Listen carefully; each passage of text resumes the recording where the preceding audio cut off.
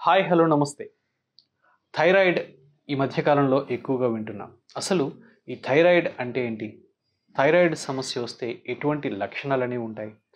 Thyroid వస్తే మనం ఎటువంటి జాగ్రత్తలు తీసుకోవాలి? ఇది రాకుండా నివారించుకునే మార్గాలున్నాయా? అసలు థైరాయిడ్‌కి ఆయుర్వేదంలో ఎటువంటి చికిత్సలనేవి ఉంటాయి? ఇటువంటి అంశాలను అడిగి తెలుసుకుందాం. మనతో పాటు ఉన్నారు ఆయుర్వేద వైద్యులు డాక్టర్ ద్విభాష్యం విశ్వనాథ్ తేజస్వి గారు. నమస్కారం సార్. నమస్తే సార్. సార్, థైరాయిడ్ సమస్య అనేది ఇప్పుడు మనం జనరల్‌గా వింటూ ఉన్నాం. చాలా మందిని ఇబ్బంది పెడుతుందనే చెప్పాలి. యెస్. అసలు ఈ థైరాయిడ్ అంటే ఏంటి? ఎందుకొస్తుంది?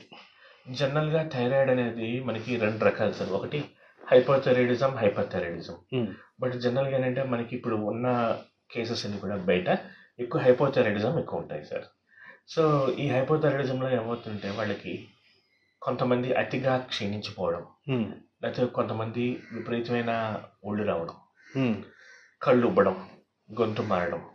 తర్వాత ఇవి ఒకటి. రెండోదేంటే ఈజీగా బరువు పెరిగిపోవడం, హ్మ్. నీరసం పెట్టడం, ఒళ్ళంతా అంటే చిన్న పని చేసినా నీరసం పడిపోవడం, విపరీతమైన యాంగ్జైటీ. తర్వాత కొంతమంది ఏంటంటే మానసికంగా వాళ్ళు చాలా వీక్ అయిపోతారు సార్. హ్మ్. సో, ఈ లక్షణాలు అంటే ఇదేంటంటే మనకి మోడర్న్ మెడిసిన్ ప్రకారం చూసుకుంటే కనుక ఈ థైరాయిడ్ అనేది one of the endocrine glands కాబట్టి, సో ఎవరికైతే థైరాయిడ్ అనేది వచ్చిందో వాళ్ళకి డయాబెటీస్ వచ్చే ఛాన్సెస్ ఎక్కువ ఉంటాయి సార్. హుహు. సో, కాబట్టి ఏంటంటే మనం అంటే దీన్ని కాంప్లికేట్ చేసుకోకుండా చాలా జాగ్రత్తగా చేసుకుంటే కనుక హ్మ్. చాలా అద్భుతమైన రిజల్ట్స్ వస్తాయి సార్. జనరల్‌గా ఈ థైరాయిడ్ వచ్చిన వాళ్ళు చాలా అంటే కాంప్లెక్స్ బిహేవియర్ అనేది ఉంటుంది సార్ వాళ్ళకి. హ్మ్. అంటే వాళ్ళ మీద వాళ్ళకి విశ్వాసం కోల్పోయి అంటే కాన్ఫిడెన్స్ లెవెల్స్ కాన్ఫిడెన్స్ లెవెల్స్ తగ్గిపోతూ ఉంటాయి. హ్మ్. And most of the people వాళ్ళు ఏంటంటే ఇంకా ఇలా వచ్చింది కాబట్టి ఇంకా థైరాయిడ్ వచ్చేసింది, మాకు కీళ్ళవాతం వచ్చేస్తుంది. అంటే అఫ్‌కోర్స్ దీని ఇంపాక్ట్ ఉంటుంది. హ్మ్. బట్ దీని ద్వారా పేషెంట్‌లో భయం ఎక్కువ ఉంటుంది సార్. ఓకే. ఆ భయం ద్వారా వాడు ఏంటంటే సైకోసోమాటిక్ డిజార్డర్స్ అనేవి డెవలప్ అయిపోతాయి సార్. హుహు. సో, కాబట్టి మనం ఈ థైరాయిడ్ మేనేజ్‌మెంట్ అనేది చాలా అద్భుతమైనది సార్. యాక్చువల్‌గా హ్మ్. చెప్పంటే ఇది కనుక కరెక్ట్‌గా ఫాలో అయితే ఫ్యూచర్‌లో ఎలాంటి డిసీజ్ కూడా రాకుండా మనం ప్రొటెక్ట్ చేసుకోవచ్చు. ఏంటి సార్ మేనేజ్‌మెంట్ ఏంటి? ఎలా మనం జాగ్రత్తలు తీసుకోవాలి? మేనేజ్‌మెంట్ అంటే మనకి థైరాయిడ్ డెఫిషియన్సీ వల్ల యాక్చువల్‌గా హ్మ్. మనకొస్తుంది సార్. అంటే ఆహార పోషకాలు సరిగ్గా తీసుకోవాలి. హ్మ్. సో, ఏంటంటే చాలామంది నా దగ్గరకొచ్చే పేషెంట్స్ ఇప్పుడు థైరాయిడ్ వచ్చేసింది డాక్టర్ గారు అని చెప్పి వాళ్ళకేదో లైఫ్‌లో హోప్ అది కూడా తగ్గిపోయినట్టుగా మాట్లాడుతూ ఉంటారు. హ్మ్. ఇంకిది వచ్చేసింది, ఇది వచ్చిన తర్వాత కీళ్ళవాతం వచ్చేస్తుంది, యాంగ్జైటీ, డిప్రెషన్ అవన్నీ వచ్చేస్తాయని చెప్తారు. బట్ ఇక్కడేంటంటే ఇదొక ఆపర్చునిటీ కింద వాడుకోవాలి సార్ హుహు. అందరూ కూడా. ఓకే. అంటే దీనివల్ల ఏంటంటే అంటే విపరీతమైన లైఫ్ థ్రెట్ ఉన్నవేవి కూడా రావు సార్. హుహు. సో, కాబట్టి ఏంటంటే మనం ఒక్కటే చేయాల్సింది ఏంటంటే మన జీవన శైలి మార్చుకోవాలి. ఓకే. ఉదయాన్నే లేవటం, హ్మ్. ఒక గ్లాసు గోరువెచ్చని నీళ్ళలో వాము, దాల్చిన చెక్క, కొంచెం ఈ జీలకర్ర హ్మ్. వేసి ఉదయం పూట తాగడం. హ్మ్. రాగి జావ బాగా తాగడం. ఆకుకూరలు, తర్వాత మనకి కాయగూరలు ఇవన్నీ బ్యాలెన్స్‌డ్‌గా తినాలి సార్. హ్మ్. అంటే ఈ ప్రాబ్లమ్ వచ్చేసింది కదని అతిగా ఏది తినకూడదు. ఓకే. బ్యాలెన్స్‌డ్‌గా తినాలి. హుహు. సో, బ్యాలెన్స్‌డ్‌గా తిని వాళ్ళు వ్యాయామం అది కనుక కరెక్ట్‌గా చేసుకొని, ఇదేంటంటే దీనికి మానసికంగా కూడా ఇది దెబ్బతీస్తుంది కాబట్టి హ్మ్. ధ్యానం అనేది కరెక్ట్‌గా చేసుకుంటే కనుక ఎటువంటి రుగ్మతలు రావు సార్. ఈవెన్ చాలామంది థైరాయిడ్ వచ్చింది, జుట్టు ఊడిపోతుందని కూడా అంటారు హ్మ్. సార్. హ్మ్. సో, యాక్చువల్‌గా ఈ జీవనశైలి ఎప్పుడైతే అలవరుచుకున్నారో వాళ్ళకి ఉన్న నేచురల్ హెయిర్ కంట ఇంకా బెటర్ హెయిర్ అనేది డెవలప్ అవుతుంది sir. So, life style modification ద్వారా థైరాయిడ్ నుంచి వచ్చే కాంప్లికేషన్స్‌ని మనం అడ్డుకోవచ్చు. Exactly sir. ఓకే. రైట్. ఇప్పుడు అంటే ఆల్రెడీ ఉన్నవాళ్ళు యెస్ ఇప్పుడు సార్. తీసుకోవాల్సిన జాగ్రత్తలు ఇప్పుడు చెప్పారు. Yes sir. సో, రాకుండా ఉండాలంటే ఏమైనా మార్గాలున్నాయా? రాకుండా ఉండాలంటే ఒకటే సార్. వాళ్ళకేంటంటే ఈ రోజుల్లో చిన్న పిల్లల్లో ఊబకాయం అనేది చాలా ఎక్కువైపోయింది సార్. హ్మ్. చిన్న పిల్లల్లోనే కాదు పెద్దవాళ్ళలో కూడా ఊబకాయం కొంచెం ఎక్కువగా ఉంది. సో, ఏంటంటే మనకి ఏది కూడా ఆల్వేస్ మనం అన్నట్టుగా prevention is better then cure అంటారు అవును. సార్. సో, అలాగేంటంటే మనకి ఎంత ఆహారం మనం తీసుకుంటున్నాం రోజు, ఏ విధమైన ఆహారం తీసుకుంటున్నాం, దీంట్లో మనకి పోషకాహారాలు ఎంతున్నాయి. హ్మ్. సో, ఇప్పుడు ప్రతి వాళ్ళు కూడా ఏంటంటే ప్రోటీన్ పౌడర్ తీసుకోండి, ఇలా తీసుకోండి అంటున్నారు సార్. బట్ ప్రోటీన్ అనేది ఎంత ఇంపార్టెంటో ఫైబర్ అనేది కూడా అంతే ఇంపార్టెంట్. ఓకే. సో, మనం ఏంటంటే ఆ పుస్తకాన్ని బట్టి వీటిని బట్టి కాకుండా మన పూర్వీకులు చెప్పినట్టు మనకి అష్టాంగ హృదయం అనే పుస్తకం ఉంది సార్. హ్మ్. దాంట్లో మన దినచర్య, రుతుచర్య అని ఉంటాయి.